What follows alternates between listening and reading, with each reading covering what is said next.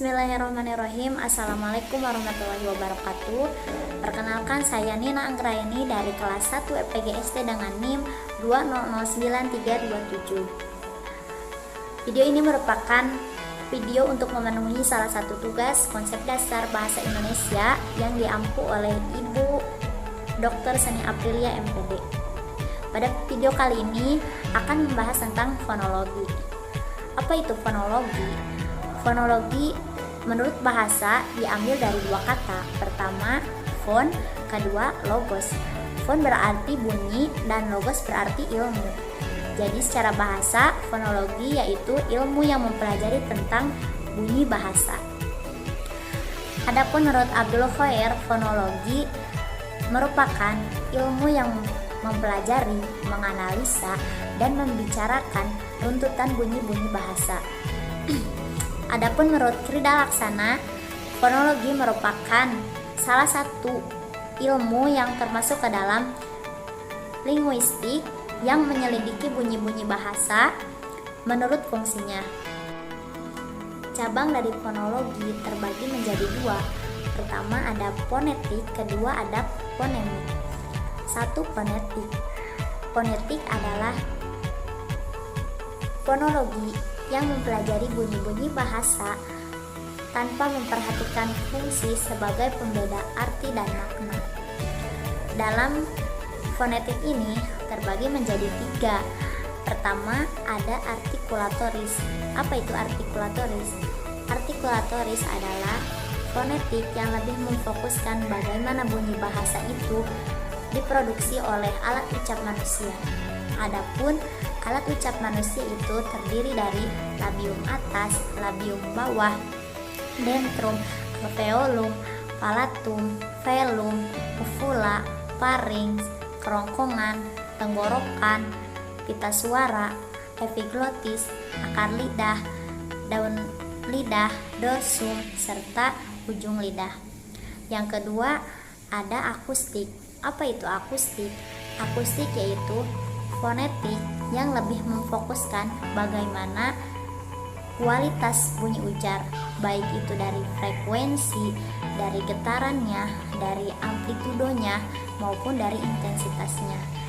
Biasanya akustik ini dikaji oleh ahli fisika. Ketiga ada auditoris. Apa itu auditoris? Auditoris yaitu fonetik yang lebih memfokuskan bagaimana bunyi itu ditangkap dan diproses oleh pendengaran manusia. Biasanya auditoris ini dikaji oleh kedokteran. Kedua yaitu fonemik. Fonemik adalah cabang fonologi yang mempelajari bunyi bahasa dengan memperhatikan fungsi sebagai pembeda makna. Dalam fonemik itu mencakup dua pembahasan.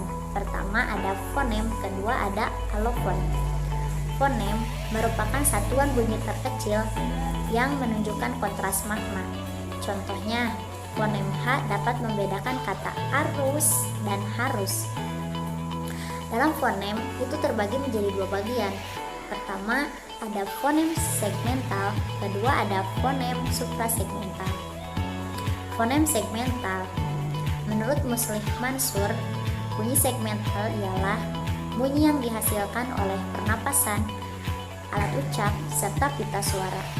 Contohnya, ketika kita berbicara bahasa, nomina yang dibunyikan bisa dibentuk menjadi tiga suku kata, yaitu ba, ha, sa, atau bisa dibagi menjadi lebih kecil lagi, yaitu b, a, h, a, s, a.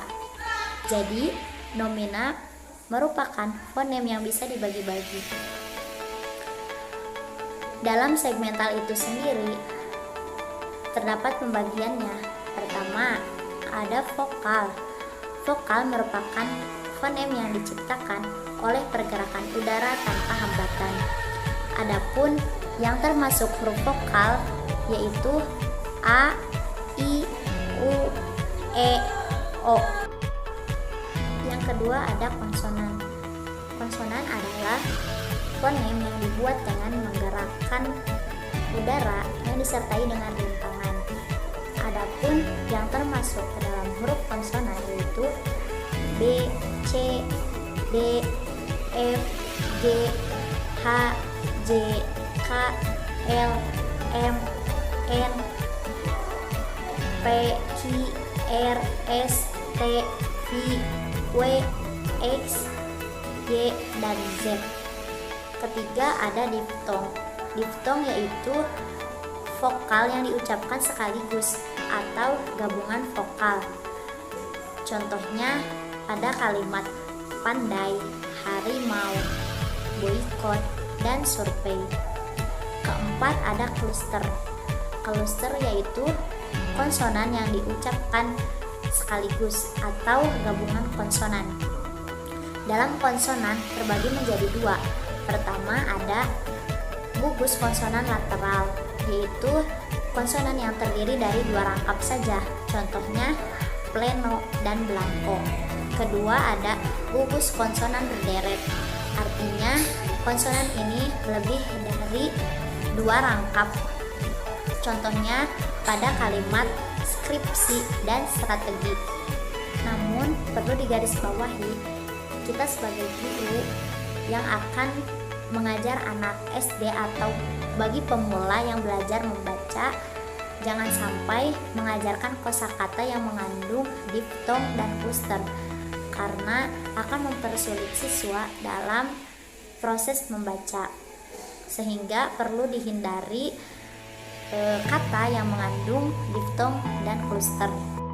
Yang kedua yaitu fonem suprasegmental, merupakan fonem yang berwujud bunyi yang membedakan arti, baik dipengaruhi oleh intonasi, nada, tekanan, jeda, maupun durasi. Tekanan merupakan kuat lemahnya suatu bunyi ketika diucapkan. Nada merupakan naik turunnya atau tinggi rendahnya suatu bunyi. Durasi merupakan panjang pendeknya waktu yang diperlukan untuk mengucapkan bunyi bahasa. Contohnya, ketika kita mengucapkan kata lembab, maka kata lem lebih panjang daripada kata bab. Terakhir ada jeda, merupakan perhentian di antara arus ujaran, baik fonem dengan fonem maupun kata dengan kata. Pembahasan fonem yang kedua yaitu alofon. Alofon merupakan varian fonem berdasarkan posisi di dalam kata.